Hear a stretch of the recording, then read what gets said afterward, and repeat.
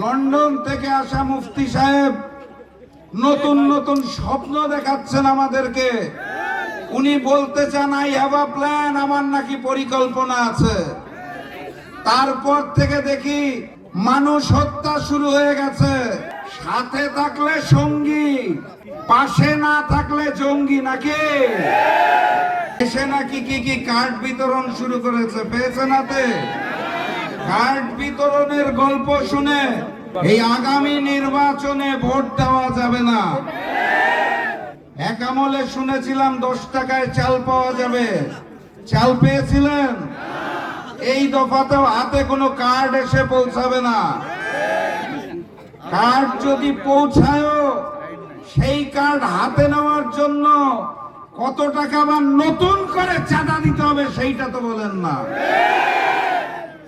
London থেকে আসা মুফতি সাহেব নতুন নতুন স্বপ্ন দেখাচ্ছেন আমাদেরকে।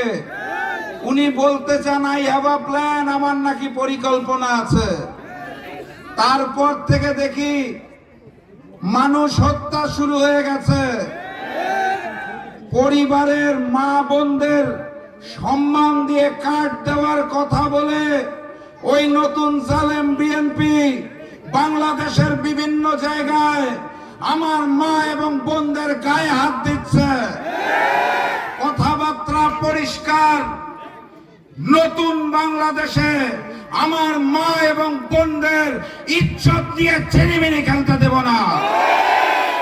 সংগ্রামী সাথী এবং বন্ধুগণ, আপনাদের এই অঞ্চলে একজন প্রার্থী আছেন, নাম করা প্রার্থী, বর্ষিয়ান নেতা মির্জা ফখরুল ইসলাম আলমগীর। বিএনপি জামাত যখন একসাথে ঐক্যে ছিল, আমার দল জাকপাও ছিল, তখন এই ফখরুল সাহেব অসংখ্যবার তার বক্তব্যে বলেছে যুদ্ধ অপরাধীর নামে বাংলাদেশ জামাত ইসলামীর নেতাদের বিরুদ্ধে অন্যায়ভাবে বিচার করা হচ্ছে। RICL TMX, যুগের পর যুগ স্থাপনা থাকে মজবুত। সাথে থাকলে সঙ্গী, পাশে না থাকলে জঙ্গি নাকি? আপনার বয়স হয়েছে, বর্ষিয়ান নেতা, ভুলভাল বকেন, আমরা সেটা বুঝতে পারি। নতুন করে বলছেন জামাত ক্ষমতায় আসলে নাকি বাংলাদেশ আফগানিস্তান হয়ে যাবে। কিছুদিন আগে বলছিলেন পাকিস্তান হয়ে যাবে। এক একবার এক এক কথা বলেন না। জুলাই গণ অভ্যুত্থান পরবর্তী বাংলাদেশের মানুষ এই নতুন বাংলাদেশকে আফগানিস্তান পাকিস্তান চায় না। নতুন বাংলাদেশের মানুষ লন্ডনেও পালিয়ে যেতে চায় না। নতুন বাংলাদেশকে আমরা সোনার বাংলাদেশে রূপান্তর করতে চাই। ফখরুল সাহেবকে বিনয়ের সাথে বলতে চাই, আল্লাহর ওয়াস্তে সংলগ্ন কথাবার্তা বলুন। কার সম্পর্কে বলছেন, কিভাবে বলছেন, বুঝে শুনে বলুন। আমি বলি না, দুষ্টু মানুষেরা বলে পর্যাপ্ত বয়স হওয়ার পরেও ফখরুল সাহেব নাকি মুক্তিযুদ্ধে অংশগ্রহণ করে নাই। দুষ্টু লোকেরা এও বলে ফখরুল সাহেবের পিতা নাকি ওই সময়ের বিখ্যাত রাজাকার ছিলেন। কার মুখে কি শুনি? সংগ্রামী সাথী এবং বন্ধুগণ, এই মঞ্চে যিনি বসে রয়েছেন আমার ভাই দেলোয়ার ভাই, হঠাৎ করে উড়ে এসে জুড়ে বসে নাই। যার জীবনের সুদীর্ঘ 5টি বছরেরও বেশি সময় জেলখানার অন্ধকার কক্ষে কেটেছে, রিমান্ডের নামে যাকে 50 দিনেরও বেশি সময় একটানা অত্যাচার করতে হয়েছে, সেই দেলোয়ার ভাই আপনাদের সামনে এসেছে।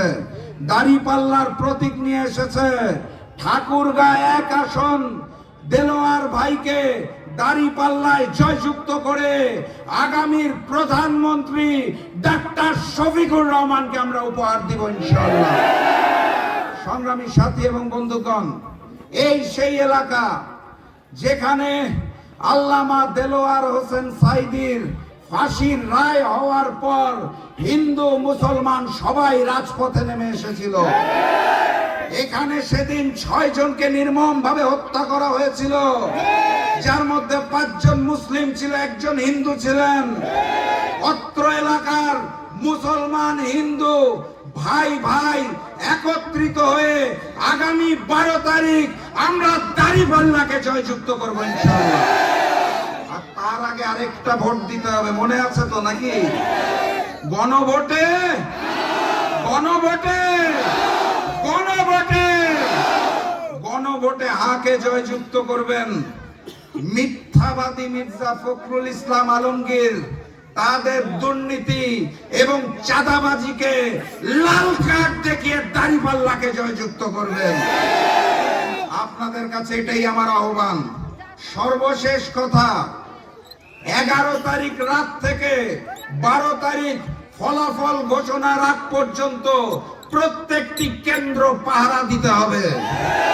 আগের মতো কেন্দ্র দখল করতে আসবেন ওই বাংলাদেশ আর নাই। ছাত্র ভাইরা যুবক ভাইদেরকে আদেশ করে যেতে চাই, যদি আমার কোনো বোনের গায়ে হাত পড়ে তাহলে সেই হাত ভেঙে চুরমার করে দেবেন। 12 তারিখ ভোটের অধিকার যদি কেউ ছিনিয়ে নিতে আসে তাহলে তিতুমিরের বাঁশের কেল্লার মতো বাঁশ নিয়ে পাহারা দিবেন ইনশাআল্লাহ। আগামীর বাংলাদেশ হবে মানবিক বাংলাদেশ। আগামীর বাংলাদেশে দেলোয়ার ভাইয়ের মতো মানুষ যখন দায়িত্বে আসবে, মজলুম মানুষ, তার কাছে আপনারা যেতে পারবেন, কথা বলতে পারবেন, দাবি আদায় করতে পারবেন। ওই বুলেট প্রুফ গাড়ির ভিতরে যারা থাকে, ভিআইপি সেজে যারা থাকে, স্যুট কোট প্যান্ট যারা যারা চলতে পারে না, তাদের আমরা চাই না। আমরা মজলুম ভাই দেলোয়ার ভাইকে যেতে চাই। মার্কাটা কি? আরো জোরে ইনশাআল্লাহ 12 তারিখ দেলোয়ার ভাই জিতে